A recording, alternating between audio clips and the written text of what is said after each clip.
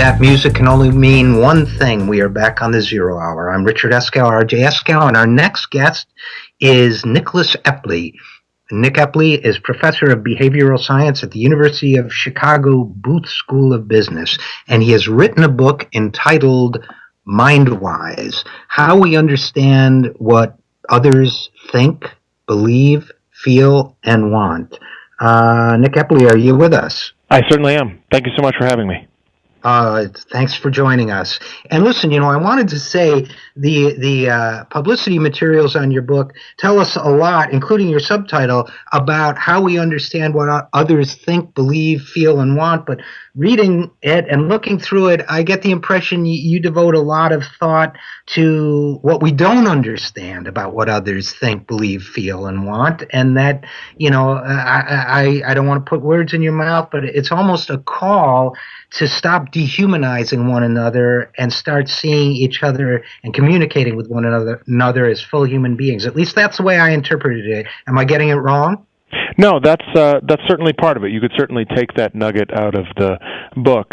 The main so I'm a psychologist. I'm an experimental social psychologist, and we study what we think is really interesting about human beings, and I think the most interesting thing about human beings is our inherent sociality, our ability to connect, in particular with the minds of other people. That looks to be the thing that makes us really unique on this planet in terms of our cognitive faculties. It's a great ability. It works very well, but the problem is it works far from perfectly, and we make lots of mistakes. And the book does focus on the place where we fall a little short, where we fail to understand others as well as we think we do. And one of the phenomena that I think is really interesting is that sometimes we don't, in fact, connect with the minds of others at all. We don't engage them in thought. And that can have the consequence of leading us to dehumanize them, to think of them as actually being less mindful, in fact, than we are.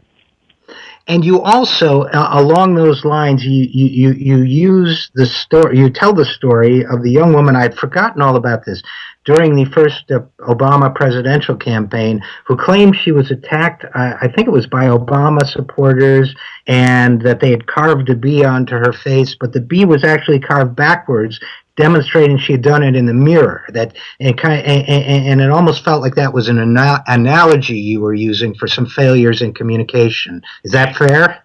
Yeah, so one of the things that allows us to make an inference about the mind of another person, how do I know what your beliefs or your attitudes or your feelings are, what your preferences are? I use my own mind as a guide to yours. That is, I'm somewhat egocentric. And I then assume that you think at least somewhat as I do.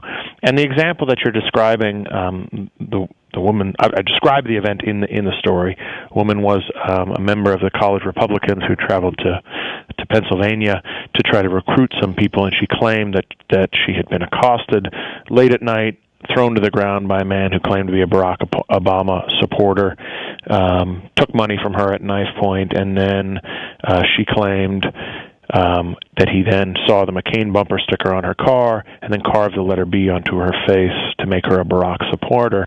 As you point out, though, police were suspicious because the B was carved backwards, as if she had done it herself, as if she either in a mirror or staring through her own, looking out her own face from her own perspective, as you would if you just drew it on your face with your finger. She drew it backwards, as you would from your own egocentric perspective. And I think that story epitomizes a lot of different kinds of the mistakes that we make in thinking about the minds of others, where we use our own perspective, if anything, a little too much. So enough about me. What do you think about me? Yeah. There's an element of that there too. So what are the primary, we talk a lot about politics on this show. We talk a lot about economics. What, if any, political lessons could people learn? Let's say if I were an activist going out trying to persuade people to support Proposition X, is there anything I could learn from your book? Well, one thing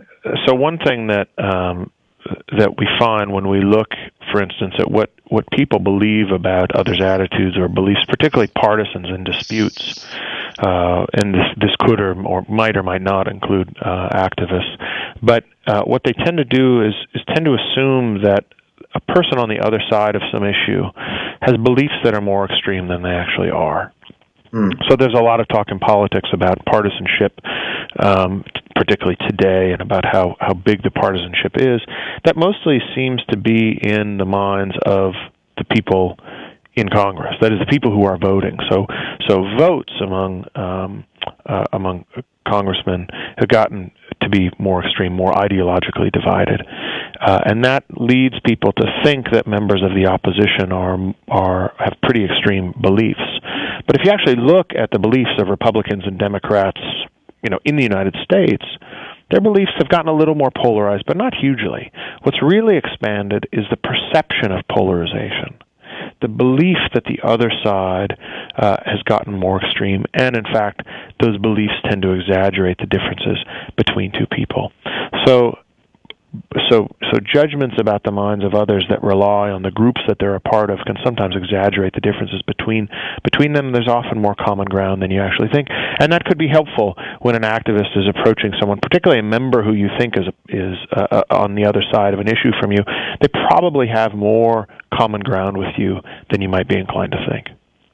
Well, that's fascinating because we've actually done a lot of work here and I've done a lot of work in reviewing a lot of polling data, and with the think tank I'm affiliated with, we've even commissioned some. And there is, for example, surprising if you get, let's say, in the Republican Party, for example, beyond the leadership, and to a certain extent the Democratic Party as well, there's surprising concordance between Democratic, Independent, and Republican voters on a number of issues like Social Security, taxing millionaires, whatever it might be, and yet. So people who self-identify in the political world as liberal or conservative, let's say, may feel strongly that they're a liberal, strongly that they're a conservative, but on many issues, they actually agree issue by issue. So that sounds like it's part of what you're talking about. Is this because some sort of social cohesion binds them together in the belief that they have a polarized enemy that's the other group, even when they share values? Well, part of that is true, but the other thing is that here you've got an issue where there are opposing groups that are defined by their differences, right? So if you're a Democrat and you think of a Republican, what comes to mind is not has two arms and two legs, right? Right. It's not the commonality. It's not the things that make that person the same as members of other groups. It's the thing that makes that person different from other groups. That's how groups are defined. When a man thinks of a woman, again, doesn't think two arms, two legs, thinks about the things that are unique about a woman that make a woman different from a man, perhaps and vice versa. I'm not saying everybody does that, but that tends to be the way that groups are defined. They're defined by their differences. This is true about the self, too. So if you think about who you are as a person, human being isn't the first attribute that comes to mind. It's an attribute that makes you different from others. We define ourselves by our differences, and that then has the feature, particularly when you've got an issue where groups are so clearly defined by their opposition, that thinking about the other side, what comes to mind are the things they're opposed to you on, and that then can spill over onto lots of different beliefs and can lead you to assume that they're just more different from you than they actually are, because you don't think about things that might make them similar to you as well. Has there been any social change in the last 100 years in this, or have human beings always been like this? Well, I can't speak to that from data, but certainly the divides between people and the inherent kind of tribalism or groupishness that leads to some of this misunderstanding, you certainly won't have a hard time finding evidence of it if you look through human history. I think it's pretty easy to imagine that things have changed a lot right now from where they used to be, but human beings have a lot in common, whether they're human beings from the 21st century, the 20th century, the 19th century, lots of commonality. It's easy to imagine there are lots of differences. I suspect mostly there are a lot of similarities. Yeah, well, and we did fight a civil war after all, so we it's not like civil war. Things were all loving. But hey, last question for you, and thanks so much for being with us. Any chance of evolving and getting better at this? Well, as a society, as a race, as a, whatever, species, whatever you want to call us, as a global society, as a North American society? Any chance we might get better at this someday, or is it just the way it is? well, stable governments and democracy do a pretty good job of enabling people to speak their voice. And so I would say, as a planet, if you think about society, stable governments where you've got democracy that allows people to cast a vote for what they firmly believe does a pretty good job of enabling people to express their positions. I would consider that to be progress. So well, there's some hope. Go ahead. There's some hope at the high level. On the other hand, I have to admit some concern about the direction of interpersonal communication, which tends to go ever more in the technological direction towards Twitter and email and stuff where people aren't communicating face-to-face, but they're communicating while distracted over 140 characters. I think that's regression. Well, and unfortunately, we're going to have to leave it there, but maybe someday you'll come back and talk to us about that, because I know there have been studies on the increasing incivility or belief, controversy about the possibility of increasing incivility on the internet. So we'll have to leave that for another day. But Nicholas Epley, Nicholas Epley, author of Mindwise, I hope you'll come back and talk with us again. Thanks so much. I'd be happy to. You bet. That was Nicholas Epley, whose book's full title is Mindwise: How We Understand What Others Think, Believe, Feel, and Want. And we will be right back after this. I am RJ Eskow, and this is The Zero Hour.